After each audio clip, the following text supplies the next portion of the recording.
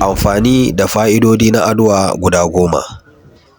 Fa'ida ta farko, aduwa tana maganin gudanawa, wanda gudana ta dame sa ko ɗiɗɗira ya ringa tsotse ɗiyan aduwa ko ya jiƙa su cikin ruwa ya sha ruwan, gudana za ta dakata, in kuma ɗiɗɗira ce insha Allah za ta dakata. Amfaninta na biyu, wannan ɗiyan yakin a sha ba ana kwalɗe ƙwalhwal ba, ƙwalhwar da ake kwalɗewa yakin a sha ɗiyan, to wannan ƙwalhwar in anka tara su wuri guda ana hayaƙi da shi yana maganin haujijiya. Sannan kuma amfaninta na uku shine tana maganin diabetes. Mai diabetes ya ringa shan ɗa tara da safe, ɗa tara da maraice tsawon sati 2 ya koma likita za a ce diabetes in ta zo daidai, wato diabetes in ta sauka komi ya zo daidai.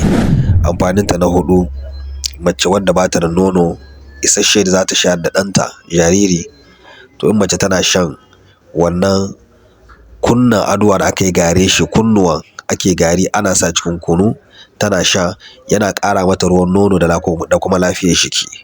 Amfaninta na 5, masu fama da sinusite, muna cikin lokacin sanyi yanzu, idan kana fama da sinusite ɗiyan nan da ake tsotsa a yadda, ƙwalhwal ɗiyan da ake sha a yaddan nan su ake tarawa sai a soye su a hidda man su.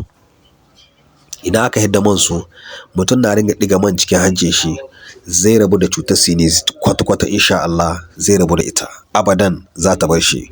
Amfaninta na 6, tana maganin asm.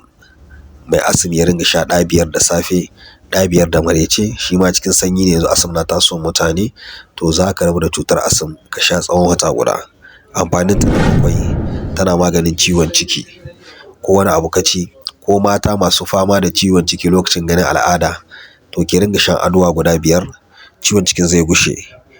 Ga masu fama da ƙaiƙayin jiki ko ƙurajen jiki, kunnuwa ake nemowa, in aka samo kunnuwa sai a yi garin su ko a dafa su mutum ya yi wanka da su, ko a yi garin su a kwaɓa cikin man bulanga a ringa shafa suna kashe ƙuraje, ko a yi wanka da su ko a shafa kunnuwan. Sannan kuma fa'idar ta 9 shine tsutsar ciki. In mutum na tsotsa ɗiyan ɗa 5 da safe, ɗa 5 da maraice, tana kashe tsutsar ciki, musamman ka sha yakin ka karya, to tana magance tsutsar ciki. Ko kuma ka jiƙa, in ya jiƙa sai ka sha ruwan. Amfanin aduwa na 10 shine, idan mutum na da ƙurji ana sassaƙo ban na aduwa, ban nashi sassaƙen shi ake yin gari ana zuba ga ƙurjin. Don haka wanda ya saurara ya yi ƙoƙari ya tura bidiyon 'yan uwa su amfana. Allah ya sa mu yi tarayya cikin lada.